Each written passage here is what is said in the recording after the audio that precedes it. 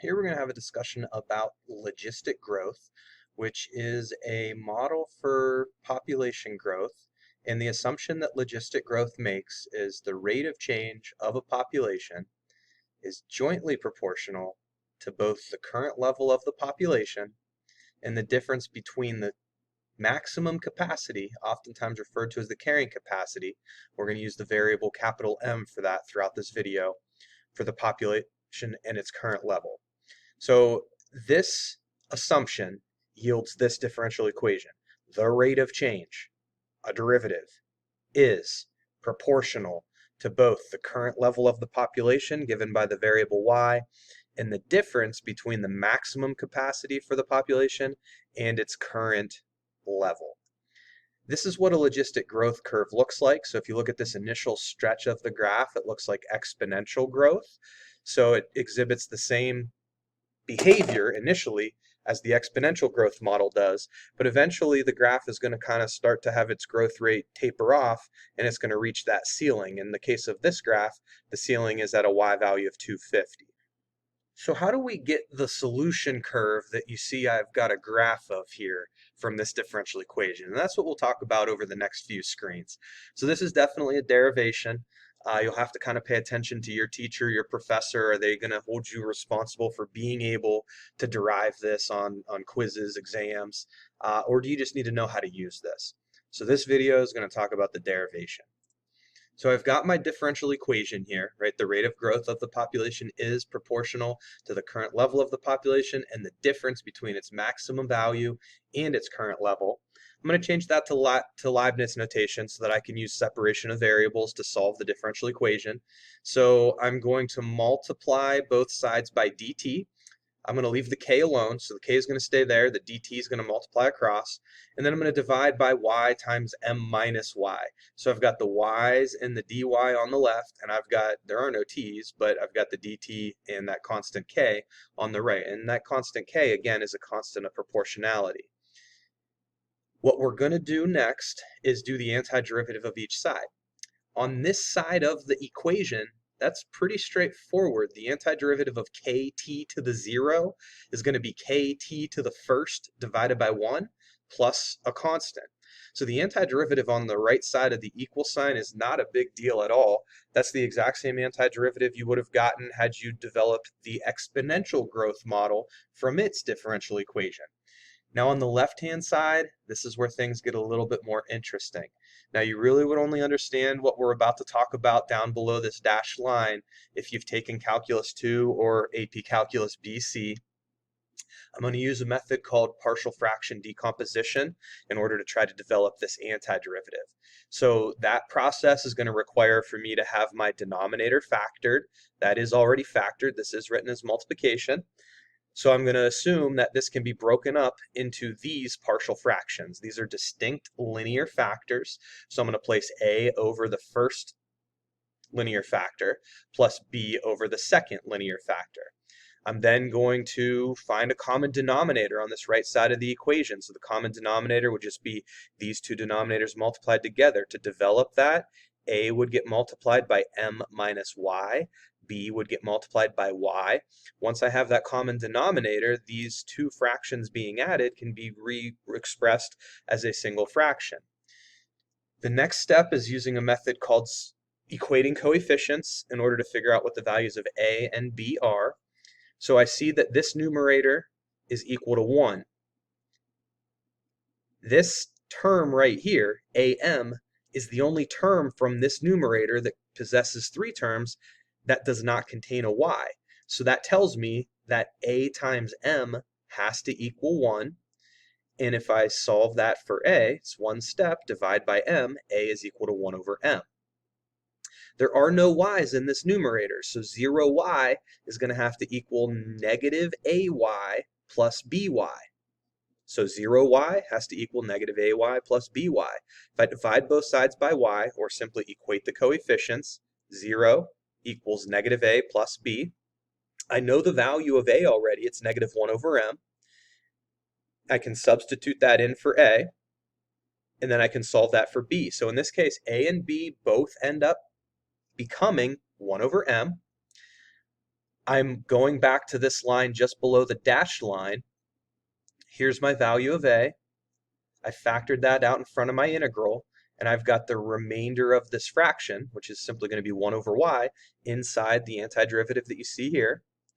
I'm doing something similar with b. If I put 1 over m here, I can factor that out in front of the integral. M is the carrying capacity. That's going to be something that you arrive at through research or assumption. So that's a constant. I can factor that out in front of this integral. The antiderivative of 1 over y is natural log of the absolute value of y. So the first integral here is pretty straightforward. Second integral, you do technically have to do a u substitution for. Letting u equal this denominator is going to pick up a factor of -1. So you see I have a negative rather than a positive in between these terms, and that's due to the constant that I would pick up through the u substitution for this second integral. I would get natural log of the absolute value of u, and if I back substitute, I'm going to have m minus y going back in place of that. So the left side antiderivative is right here. The right side antiderivative is right here. Those two sides of the equation still are equal to one another. That's what we see at the top of this screen. I want to try to isolate y in this equation. So what I'm going to do is I'm going to recognize I can get rid of these 1 over m's on the left side of the equation by multiplying each side of the equation by m. So that's going to have this kt term have an m being multiplied together with it. Technically, the m would have to multiply this constant c as well. The reason why I haven't changed the c on this line is if m is a constant and c is a constant, we're typically not going to show that two constants multiply together to some new constant. We're just going to keep it an unknown constant. So I just left that as a c, and that's a strategy you've likely used in other differential equations that you've solved. On this left side of the equation, I can use a property of logarithms. The difference of these two logarithms can be re-expressed as the logarithm of a quotient of the two things that were inside each logarithm. And then I can exponentiate on each side. Now, when I exponentiate on each side, I'm using a strategy to allow me to drop the absolute values. You see, I don't have a plus c within this exponent.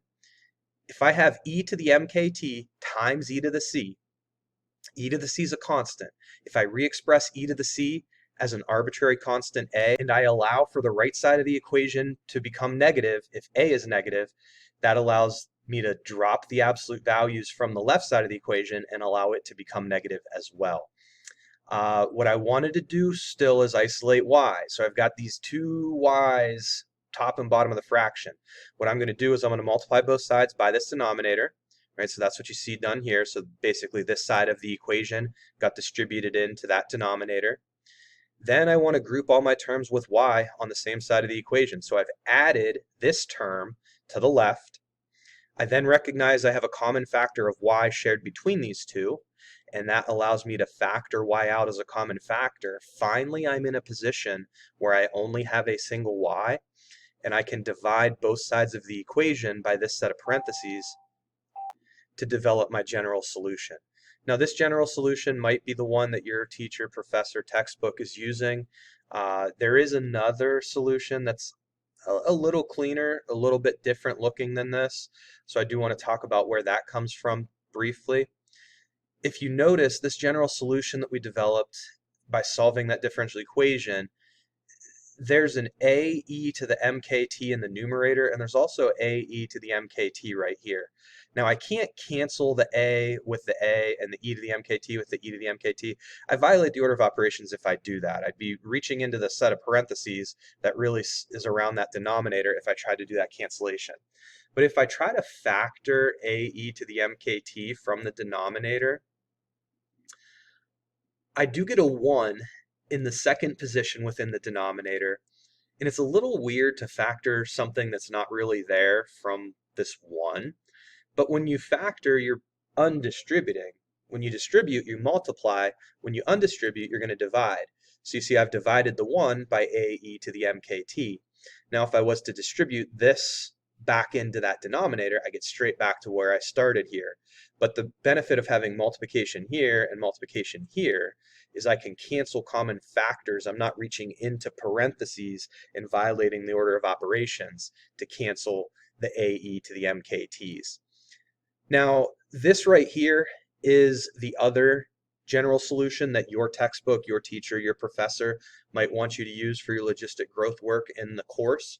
The numerator is just an m. Technically, this coefficient here should be 1 over the a that we've been dealing with throughout this derivation.